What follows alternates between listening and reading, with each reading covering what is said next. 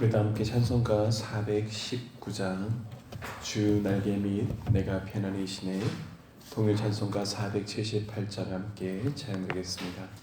찬송가 419장 주 날개 및 내가 편안히시네, 동일 찬송가 478장입니다.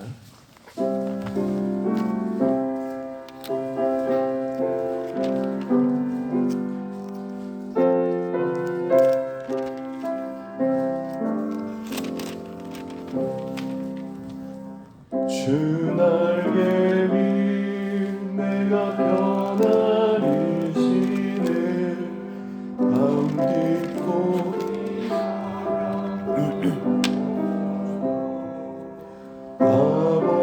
아버지께서 날 지켜주시니 거기서 편안히 쉬리로다.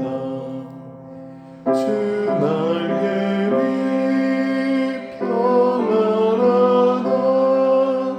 그 사랑 끈을 짜리뇨. 주 날개 및 내쉬는 영혼 영원히 거기서 살리. 주 날개 나의 피난처되니 거기서 쉬기를 원하노라. 세상이 나를 위로치 못하나 거기서 평안을 누리리라. 주 날개 평안하다. 그 사랑 끈을 짜리뇨. 주 날개 및 내쉬는 영혼 영원히 거기서 살리. 주 날개 및 참된 기쁨이 고달픈 세상 길 가는도다. 나 거기 숨어 돌보심을 받고 영원한 안식을 얻으리라. 주 날개 및 평안하다. 그 사랑 끈을 짜리뇨. 주 날개 및 내쉬는 영혼 영원히 거기서 살리. 아멘. 우리 이어서 보조 찬송가 165장 주님과 함께하는 이 고요한 시간 같이 함께 찬양드리겠습니다. 보조 찬송가 165장입니다.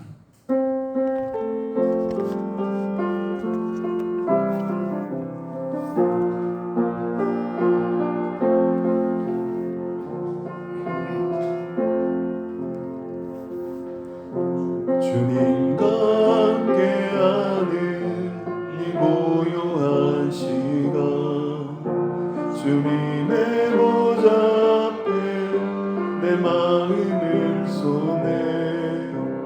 모든 것 아시는 주님께 감출 것 없네. 내 맘과 정성 나의 주 바라나이다. 온 맘 다해 사랑합니다.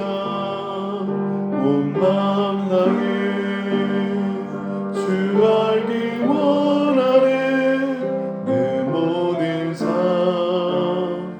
당신 것이니 주만 섬기리.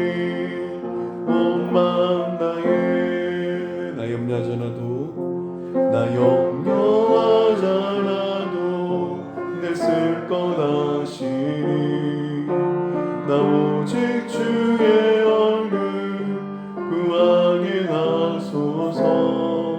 다 이해할 수 없을 때라도 감사하며 날마다 순종하며 주 따르오리다. 온 마음 다해 사랑합니다. 온 마음 다해 주 알기 원하네. 내 모든 삶 당신 것이니 주만 섬기리 온 마음 다해. 아멘. 이 새벽 우리에게 주신 하나님의 말씀인 신약성경 마태복음 11장 말씀입니다.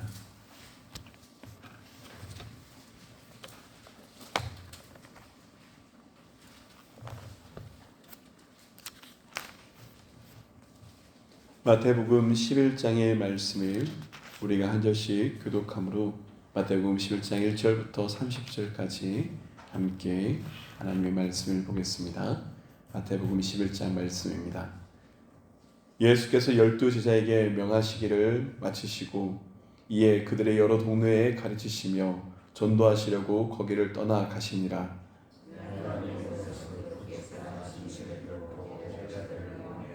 예수께 여짜오되 오실 그이가 당신이오니까 우리가 다른 이를 기다리오니까.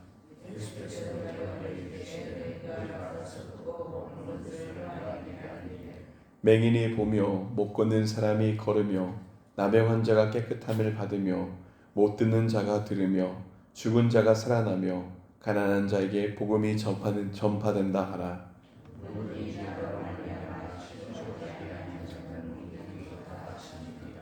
그들이 떠나매 예수께서 무리에게 요한에 대하여 말씀하시되 너희가 무엇을 보려고 광야에 나갔더냐? 바람에 흔들리는 갈대냐?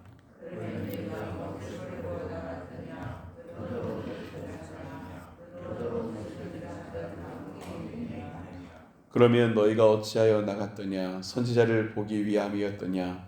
옳다, 내가 너희에게 이르노니 선지자보다 더 나은 자니라.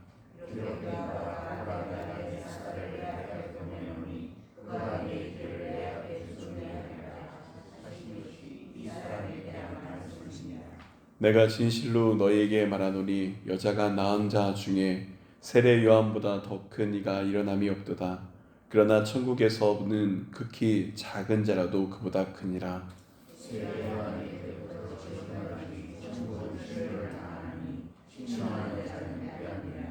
모든 선지자와 율법이 예언한 것이 요한까지니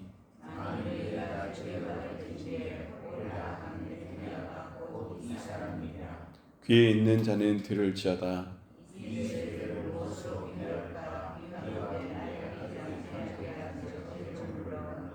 이르되 우리가 너희를 향하여 피리를 불어도 너희가 춤추지 않고 우리가 슬피 울어도 너희가 가슴을 치지 아니하였다 함과 같도다.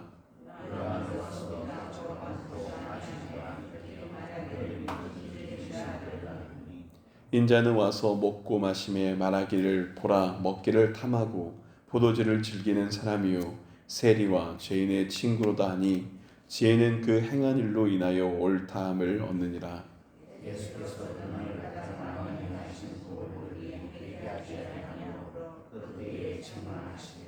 화 있을진저 고라시나 화 있을진저 베세다야 너에게 행한 모든 권능을 두로와 시돈에서 행하였더라면 그들이 벌써 베옷을 입고 제에 앉아 회개하였으리라.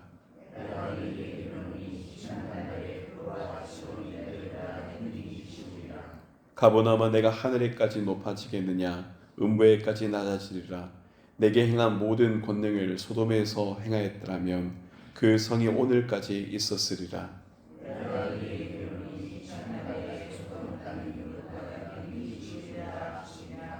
그때 예수께서 대답하여 이르시되 천지의 주제이신 아버지여 이것을 지혜롭고 슬기 있는 자들에게는 숨기시고 어린아이들에 나타내심을 감사하나이다. 내 아버지께서 모든 것을 내게 주셨으니 아버지 외에는 아들을 아는 자가 없고 아들과 또 아들의 소원대로 계시를 받는 자 외에는 아버지를 아는 자가 없느니라.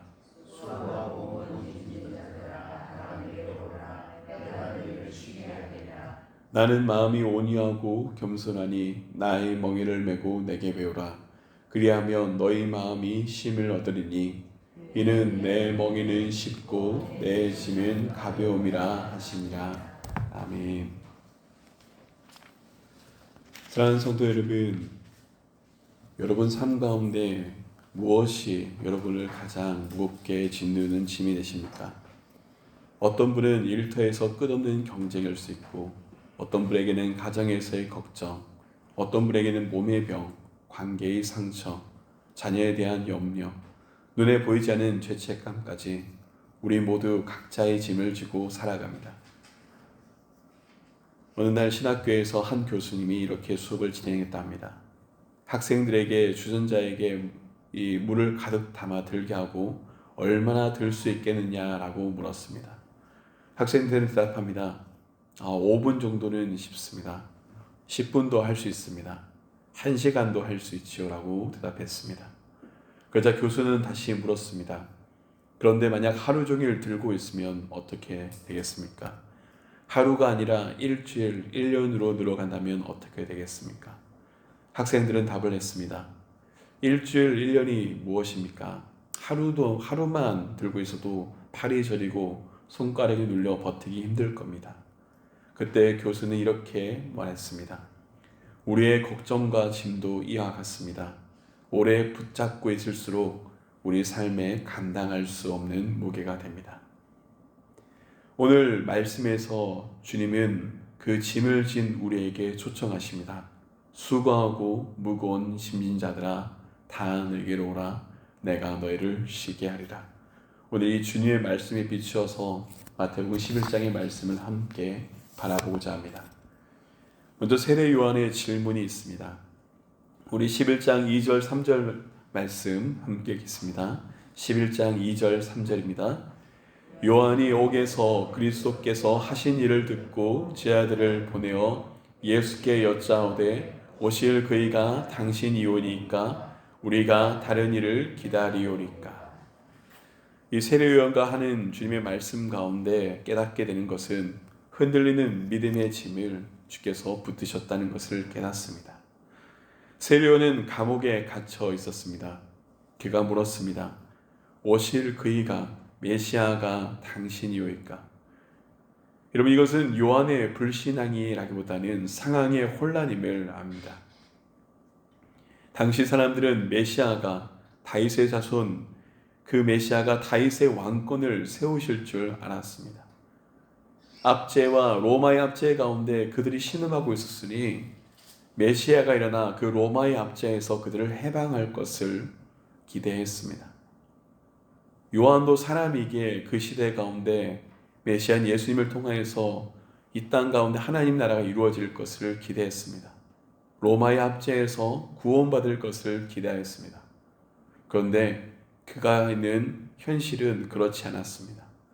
그래서 그는 그 이루어지지 않는 현실 가운데 의문을 품었고 예수님께 물었습니다. 예수님이 주신 답은 이사야 예언의 성취였습니다. 맹인이 보며 못 걷는 사람이 걸으며 남의 환자가 깨끗함을 받으며 죽은 자가 살아나며 가난한 자에게 복음이 전파된다. 주님은 하나님의 약속의 성취를 근거로 요한에게 힘을 주신 겁니다. 여기서 우리는 첫 번째 진리를 바라보게 됩니다. 우리 안에 믿음이 있는 자들도 눈앞에 보이는 상황과 현실 가운데 의심이 올 때도 있고 어려울 때도 있으나 하나님의 약속의 성취 가운데 우리의 의심은 확신의 심으로 변하게 됨을 깨닫습니다. 우리가 믿음의 흔들림 가운데 있다면 주님의 말씀을 붙잡아야 됩니다. 우리가 하나님의 말씀을 붙잡을 때 우리의 중심은 그 안식 가운데 거하게 됩니다. 또한 주님은 회개하지 않는 시대와 도시에 대한 안타까움을 말씀하셨습니다. 우리 23절과 24절 함께 읽도록 하겠습니다. 11장 23절과 24절입니다. 가버나움아 내가 하늘에까지 높아지겠느냐 음보에까지 낮아지리라. 내게 행한 모든 권능을 소돔에서 행하였더라면 그 성이 오늘까지 있었으리라. 내가 너에게 이르노니 심판 날에 소돔 땅이 너보다 견디기 쉬우리라 하시니라. 예수님은 갈릴리의 도시들을 책망하셨습니다. 고라신, 벳세다, 가버나움, 그들은 수많은 기적을 보았으면서도 회개하지 않았습니다. 예수님은 당시 사람들이 죄악의 도시라고 손가락질하였던 두로와 시돈, 그리고 이미 멸망하였던 소돔까지 언급하시며 말씀하십니다. 그들에게 이런 기적이 있었더라면 벌써 회개했을 것이다. 예수님은 이 회개하지 않은 도시들에 관한 이 탄식 전에 이런 말씀도 우리에게 하셨습니다. 이 시대를 무엇에 비유할까? 아이들이 장터에 앉아 제 동물을 불러 피리를 불어도 너희가 춤추지 않았고 슬피로도 너희가 가슴을 치지 않았다함과 같도다. 사랑하는 여러분, 여기서 우리가 배우는 교훈이 있습니다. 하나님의 은혜에 서는 자들은 그 중심과 마음이 열려진 자에게 온다는 것을요. 그 시대 많은 사람들은 예수님의 병고침과 예수님의 기적을 행하심과 예수님의 말씀과 예수님의 삶을 보았습니다. 근데 똑같은 주님의 말씀과 주님의 기적 앞에 설 때 어떤 이들은 믿음으로 주님께 나와왔고 어떤 이들은 주님을 손가락질하였고 어떤 이들은 주님을 죽일 준비를 하였고 어떤 이들은 그 눈앞에 있는 기적만이 목적이 되었기도 합니다. 주님은 오히려 그 기적을 행했던 도시들이 믿지 않은 가운데 탄식하시며 말씀하셨습니다. 사랑하는 여러분, 우리는 이곳에 알게 됩니다. 은혜가 무엇인가 생각하게 됩니다. 은혜는 그저 눈앞에 우리가 바라보는 현상, 환경이 변화를 바라는 것이 아니라 은혜가 열려진 자들은 가슴이 겸비한 자들에게 열려집니다. 오늘 주님의 초청, 수고하고 무거운 짐진 자들아 다 내게로 오라. 이 말씀은 모든 이에게 들려지는 말씀이지만 이 말씀이 참되게 들어오는 사람들은 마음으로 믿음으로 하나님을 찾으며 열려진 사람들에게 이 참된 쉼이 임합니다. 이를 주님은 순전한 어린아이의 믿음으로 우리에게 말씀하십니다. 25절 말씀 함께 읽겠습니다. 25절 말씀입니다. 그때 예수께서 대답하여 이르시되 천지의 주제이신 아버지여 이것을 지혜롭고 슬기 있는 자들에게는 숨기시고 어린아이들에게 나타내심을 감사하나이다. 예수님은 기도하셨습니다. 그리고 말씀하셨습니다. 지혜롭고 슬기 있는 자들에게는 숨기시고 어린아이들에게는 나타내셨나이다. 자, 여러분, 여기서 우리가 바라볼 것은 계시의 주권이죠.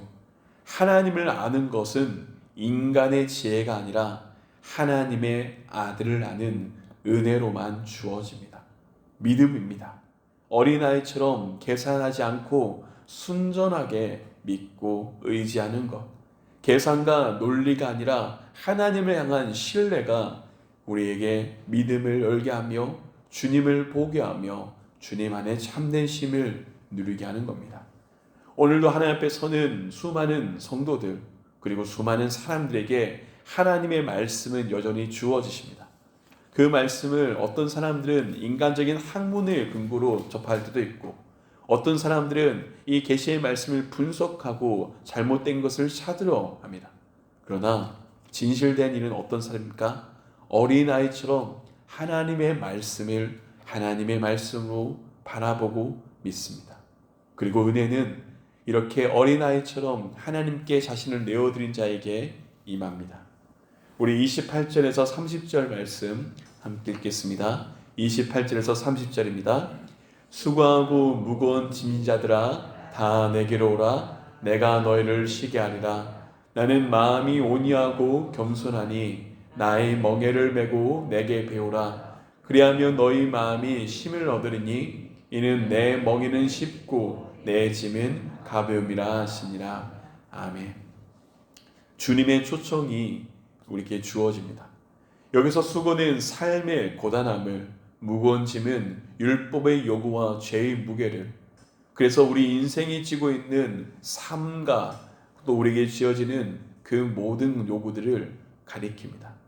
당시의 율법학자들은 사람들에게 온갖 규례와 형식을 덧씌웠고 무거운 짐을 지우면서 정작 그것을 감당할 길을 제시하지 못했습니다. 그러나 주님은 짐에 지친 인생들에게 향해 내게로 오라고 초청하십니다. 내게로 오라. 여기서 중요한 것은 쉼의 근원이 어디 있는지 우리는 알게 됩니다. 우리의 참된 쉼은 우리를 문제 해결하는 그 자리에서 있는 것이 아니라 하나님과의 관계, 주님과의 관계 속에서 주어지는 은혜라는 것을 깨닫습니다. 여러분, 우리가 주님께 나아갈 때 우리의 죄의 짐은 용서와 자유로 변하고 삶의 짐은 주님과의 동행으로 변하게 되는 것입니다. 이를 네 가지로 생각하며 인생의 짐이 어떻게 변하는 건지, 주님 안에서 쉬는 인생들에게 어떻게 이 인생의 짐이 바뀌는지 생각해 봅니다. 먼저 죄의 짐이 용서로 변하게 되는 것을 깨닫습니다. 우리가 지고 있는 가장 큰 무거운 짐은 죄의 짐입니다. 율법은 죄를 드러내지만 해결하지는 못합니다. 그러나 우리 예수님은 그 주님께 나오는 모든 자들의 짐을 지시는데 먼저 죄인인 우리의 그 죄가를 당신의 십자가로 온전하게 깨끗하게 하십니다. 죄의 무게는 십자가의 은혜로만 풀려지고 그 십자가 앞에 서는 자들에게 용서와 자유가 임합니다. 로마서 8장 1절의 말씀처럼 그러므로 이제 그리스도 예수 안에 있는 자에게는 결코 정죄함이 없나니. 그렇습니다. 주님 안에 나가는 자에게 주는 첫 번째 쉼은 우리의 죄의 짐이 용서로 변함을 깨닫게 했습니다. 또한 주님 안에서 나가는 자들에게 삶의 짐이 주님과의 동행으로 변하는 것을 깨닫습니다. 우리는 많은 무게를 지고 있죠. 생계의 무게를 가지고 있고 가족을 부양해야 되고 자녀를 돌봐야 되며 이웃들과 함께하며 사람들과 살아가는 가운데 인간인지라 수많은 관계 가운데 어려움을 겪기도 합니다. 그러나 주님은 이렇게 말씀하십니다. 내 멍에를 매라고 하십니다. 멍에를 맨다는 것은 혼자가 아님을 깨닫습니다. 여러분, 당시에 고대 그리스의 농경 문화에서는 멍에를 그냥 홀로 소 한 마리에게 매지 않았습니다. 소 두 마리에게 함께 매게 했습니다. 기록을 보니 좀 더 일을 잘하는 힘센 소와 경험이 약한 소가 함께 이 멍에를 매며 그것을 배우게 하였고 또 그 가운데 짐을 지게 했습니다. 그래서 주님은 그 멍에를 가지고 우리에게 말씀하십니다. 내가 멍에를 함께 맨다. 여러분, 주님의 멍에를 우리에게 주시는데 그 주님의 멍에 우리 홀로 감당하게 하는 짐을 지우시는 것이 아닙니다. 그래서 주님은 우리가 주님 안에서 살아가는 자들, 신앙인들에게 당신의 길을 걸어갈 때 하나님과 함께 가는 동행의 자리로 우리를 초청하시는 겁니다. 그 동행의 자리에 선 자들에게는 불안의 짐이 안식으로 변하게 됨을 깨닫습니다. 우리는 미래에 대한 두려움과 건강과 노후에 대한 염려로 마음이 흔들리지만 주님은 내가 너희를 쉬게 하리라고 말씀하셨고 그것이 우리 삶 가운데 이루어졌습니다. 여러분, 이 쉼은 앞에서 얘기한 것처럼 우리의 상황이 바뀌어서 오는 평안이 아닙니다. 주님 안에서 누리는 영혼의 안식이며 주님께서 허락하신 참다운 은혜입니다. 평안을 너에게 끼치노니 곧 나의 평안을 너에게 주노라. 사랑하는 여러분, 우리가 참된 쉼을 누릴 곳이 어디입니까?